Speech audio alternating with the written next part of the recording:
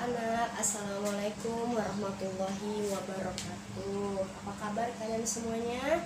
Alhamdulillah baik. Sudah sarapan? Oke, sudah. Iya. Semuanya sudah duduk sesuai kelompoknya masing-masing kan? Oke, kemarin kan sudah ibu bagi kelompok kalian. Terus ibu juga kasih nomor kepada kalian. Masih ingat kan nomornya? Alhamdulillah masih. Baiklah. Sebelum kita mulai pelajaran, kita berdoa terlebih dahulu ya.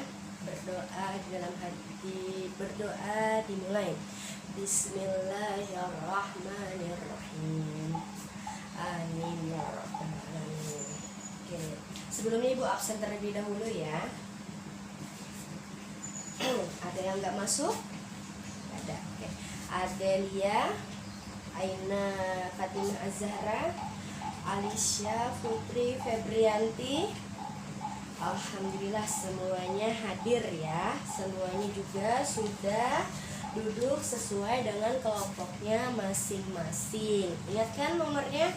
Oke, sebelum memulai pelajaran masih ingat kan yang kemarin ibu jelaskan tentang bagaimana cara kita belajar hari ini?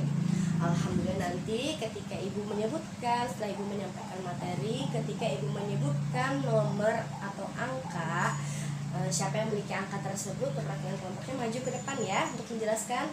Alhamdulillah sih. Oke, pembelajaran kita pada hari ini yaitu tema 7 subtema 3 tentang PD3. Masih ingat? Alhamdulillah masih ingat tentang kegiatan keragaman kegiatan ekonomi di masyarakat. Halaman 145. Iya, ada yang ingat? Ada yang sudah belajar? Alhamdulillah sudah belajar ya sedikit ya. Kita akan membahas 3 di sini ya. Ada 3 kegiatan ekonomi di masyarakat. Yang pertama itu di bidang pertanian dan perkebunan. Oke, pertanian sudah tahu semua kan, bertani itu apa yang dilakukan, sedangkan sama dengan berkebun juga apa? Pasti menghasilkan sesuatu yang berasal dari tumbuhan atau tanaman. Oke, yang biasanya pertanian dan perkebunan ini dilakukan di wilayah dataran tinggi, dataran rendah, sama di pesisir pantai. Contohnya di dataran tinggi itu pertanian atau hasil kebun yang dilakukan itu apa yang dihasilkan?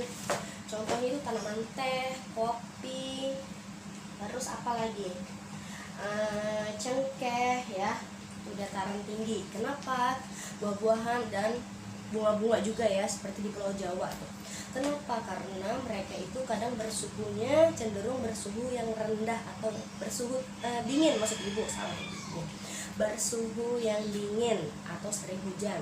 Sedangkan kalau kita yang berada di dataran rendah itu apa yang kita hasilkan?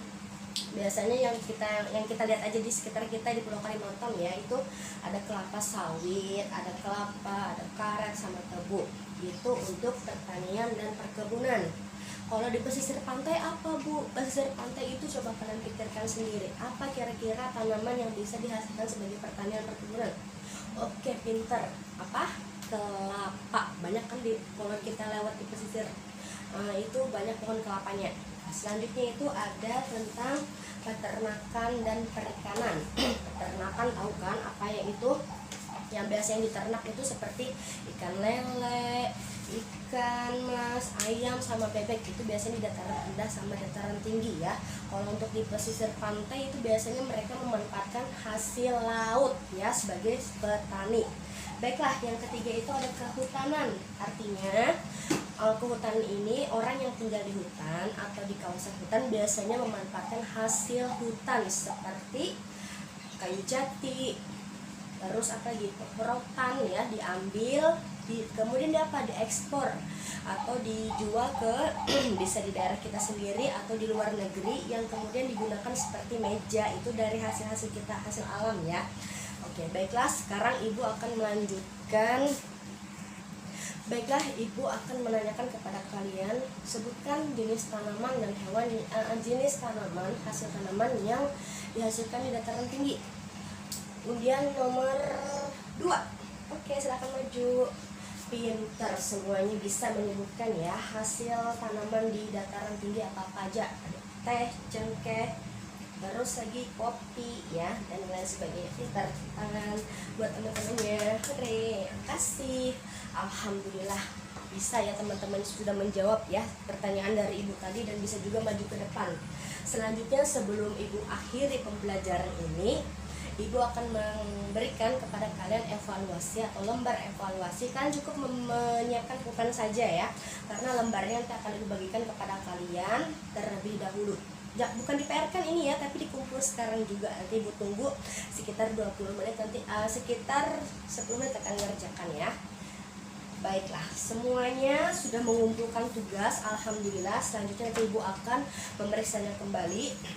Baiklah, sebelum ibu tutup pembelajaran, ibu harapkan semoga pembelajaran ini dapat kalian ambil dan kalian ingat ya. Untuk pembelajaran selanjutnya kita masih di pertemuan pembelajaran 4, masih tentang kegiatan ekonomi, cuman beda lagi. Nanti kalian bisa belajar sendiri ya.